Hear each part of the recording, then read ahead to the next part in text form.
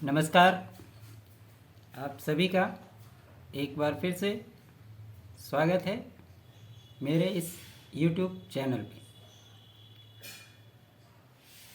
आप सभी को पता है बिहार में सरकार गठित हो गई है, जिसका कि फ्लोर टेस्ट 12 तारीख को होना है।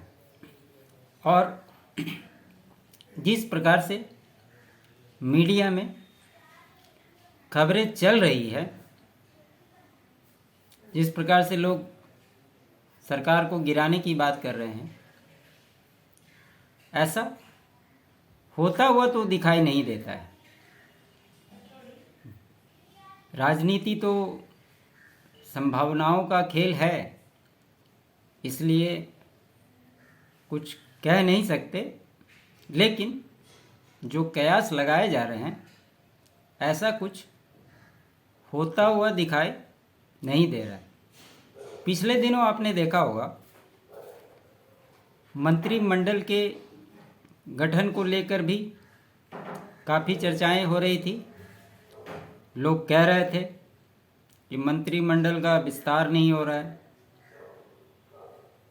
आगे क्या होगा, ऐसा कभी बिहार में हुआ नहीं। खैर, नीतीश कुमार के साथ जो 8 मंत्री पद के शपथ लिए थे, उनके अंदर विभागों का बंटवारा हो चुका है। 12 तारीख को ही अविश्वास प्रस्ताव जो लाया गया है स्पीकर के खिलाफ, वहीं पे फ्लोर टेस्ट भी होना है और स्पीकर का भी अविश्वास प्रस्ताव पर वोटिंग होगा। अब एक चीज़ जो इसमें महत्वपूर्ण बात है, जिसकी चर्चा करना जरूरी है, वो ये है ललन सिंह। पिछले वीडियो में भी मैंने इसका जिक्र किया कि कैसे ललन सिंह प्रधानमंत्री से मुलाकात के बाद आगे की रणनीति पर और उनके राजनीतिक भविष्य पर क्या हो सकता है, उसकी चर्चा मैंने की। हालांकि जब अध्यक्ष पद से उन्हें हटाया गया था, उस समय कई लोग ये कह रहे थे कि जिस प्रकार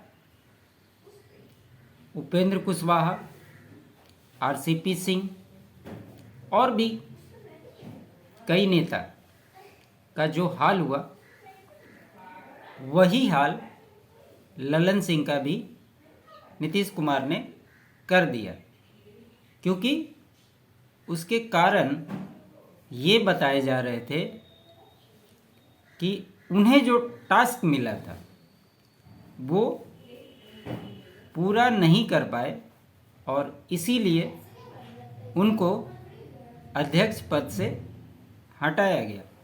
टास्क क्या था ये आप सभी को पता है, क्योंकि नीतीश कुमार जब INDI गठबंधन में थे तो उनका मेन मोटो था संयोजक पद और नरेंद्र मोदी के खिलाफ प्रधानमंत्री का चेहरा। लेकिन 3 बैठक के बाद ये तय हो गया था कि न ही वो संयोजक बनेंगे और न ही उनकी कोई बात रखी गई।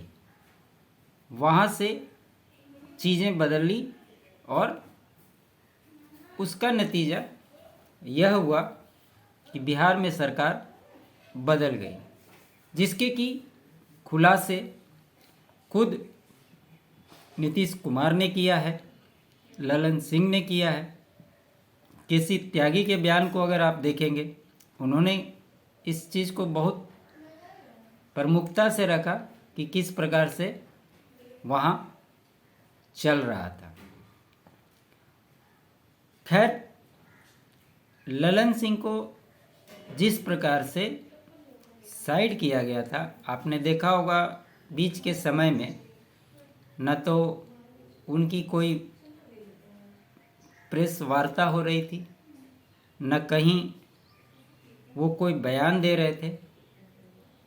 ऐसा लग रहा था कि पूर्व में जैसे अन्य नेताओं के साथ हुआ है, वही चीज़ इनके साथ भी कर दिया गया है।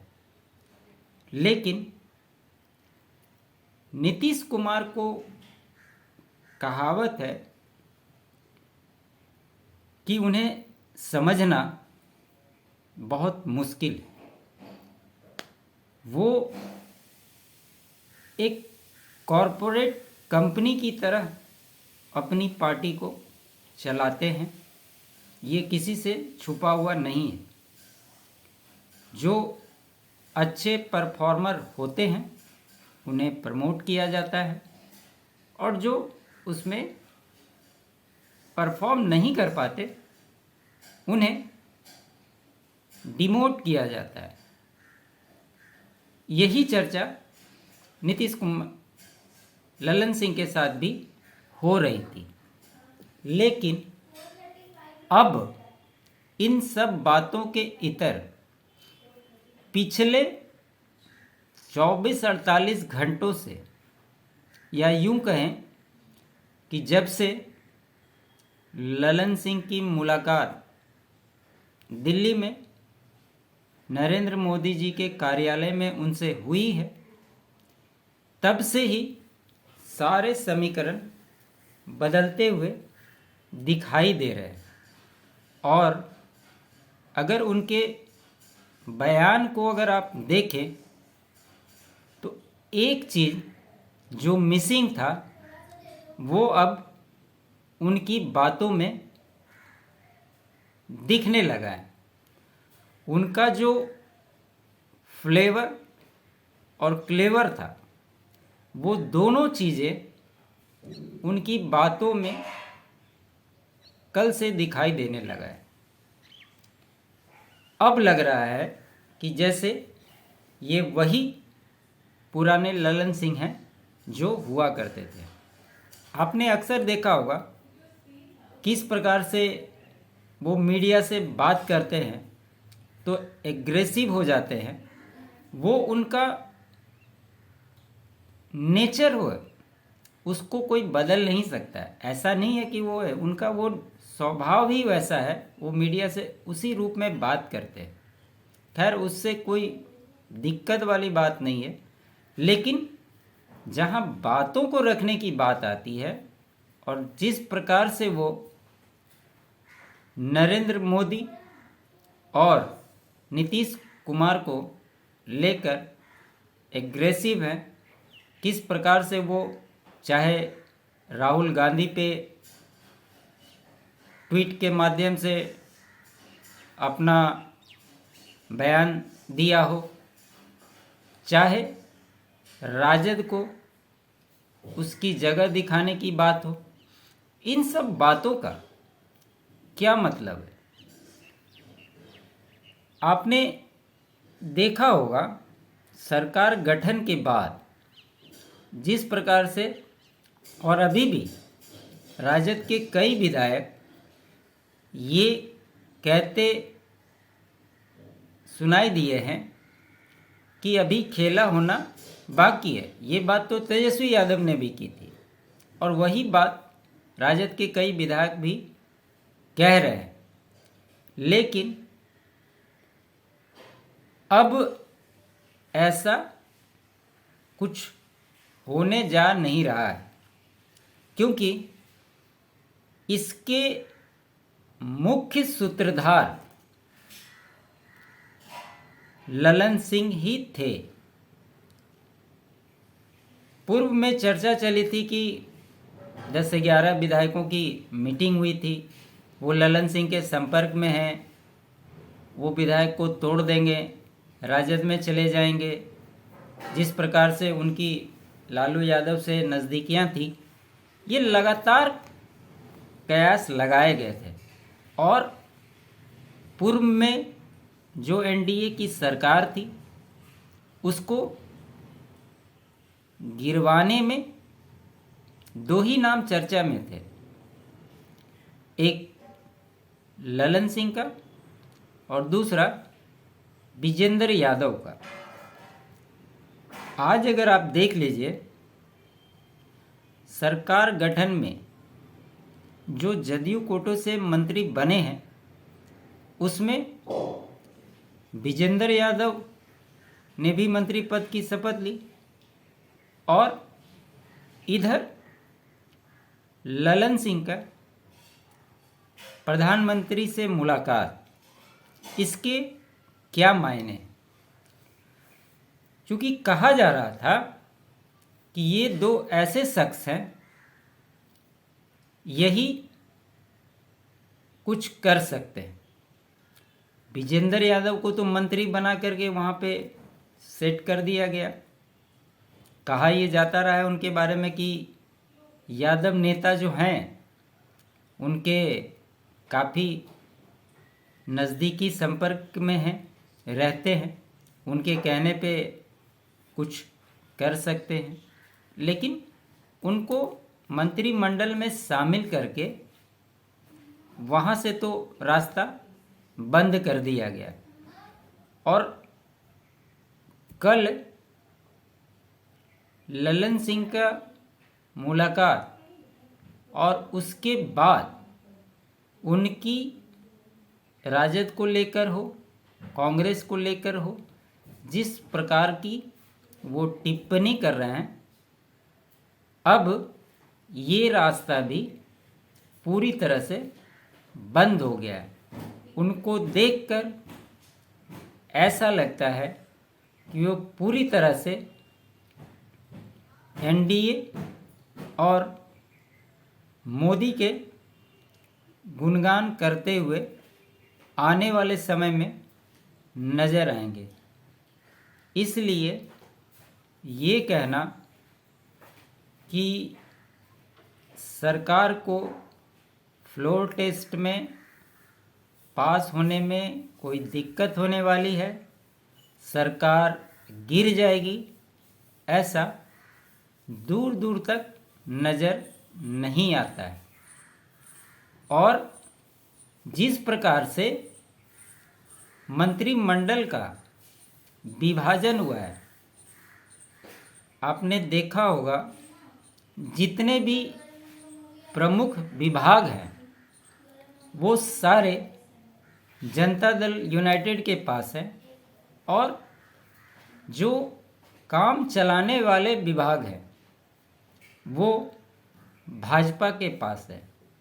या इसको यूं कह सकते हैं कि इस सरकार में 70% की भागीदारी जदयू की है और 30% की भागीदारी भाजपा की है।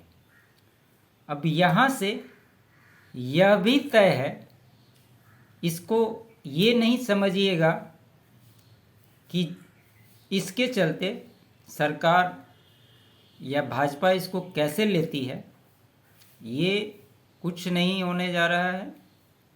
सरकार ऐसे ही चलेगी क्योंकि भाजपा के लिए 2024 अभी सबसे महत्वपूर्ण है। और जो पेंच फंसा हुआ था बिहार में नीतीश कुमार को लेकर, वो निश्चित तौर पे भाजपा के पॉइंट ऑफ व्यू से एक बेहतर विकल्प मिल गया है। इसलिए नीतीश कुमार को उन्हीं के शर्तों पर भाजपा में लिया गया और सरकार गठित हुई।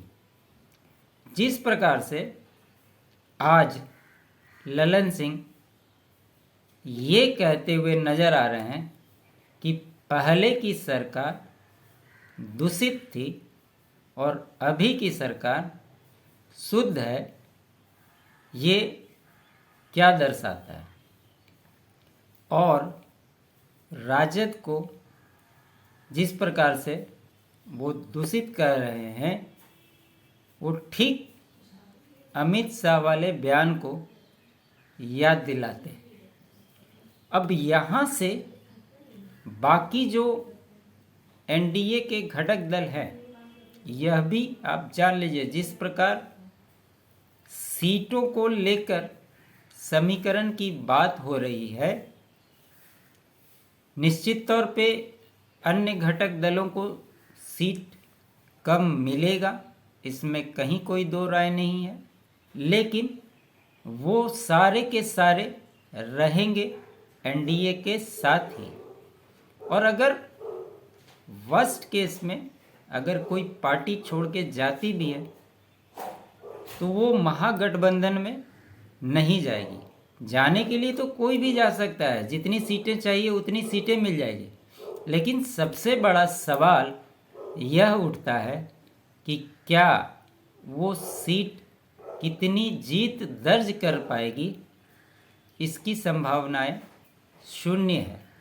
ऐसे में वो इसी दल में रहकर अपने सीटों का निगोशिएशन करके जो भी मिलेगा एक बेहतर विकल्प आपको आने वाले समय में दिखाई देगा, क्योंकि जहां 40 सीट पर रोकने की बात शुरू हुई थी वो 40 की 40 सीट भाजपा को प्लस होती हुई दिखाई दे रही है। और इसलिए नीतीश कुमार के शर्तों पर भी भाजपा फिर से गठबंधन करके एक तरह से अपने आप को छोटे भाई की भूमिका में अभी फ़िलहाल रखी हुई है, क्योंकि मंजिल बड़ी है, इसलिए कुर्बानी देना ज़रूरी है। और इसी तर्ज पर ये सरकार चल रही है।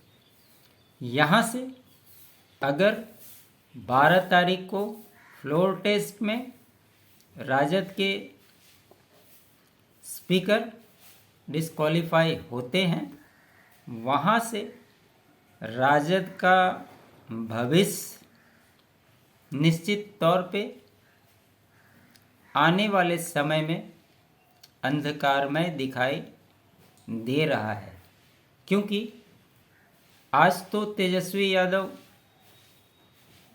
जो नौकरी की बात हो उसकी क्रेडिट तो ले रहे हैं, लोग कह भी रहे हैं कि उनके वजह से ये नौकरियां मिली, लेकिन पार्टी के अंदर जिस प्रकार से उनकी जड़ें हिली है, इसके दुष्परिणाम चुनाव में निश्चित तौर पर आपको दिखाई देंगे। इसलिए यह देखकर अच्छा लगा कि जो ललन सिंह प्रमुखता से मुखर होकर बात करते हैं, आज फिर से उनका वही क्लेवर और फ्लेवर दिखाई दे रहा है। ये आगे चलकर बहुत कुछ दिखाई देगा आपको, इंतज़ार कीजिए। आने वाले समय में और भी चीज़ें होंगी, उसके फिर से आपके साथ साझा करने के लिए ज़रूर उपस्थित हूँ। आप सभी का बहुत बहुत धन्यवाद। लाइक ज़रूर करें, शेयर करें, सब्सक्राइब नहीं किया है सब्सक्राइब ज़रूर कर लें। धन्यवाद।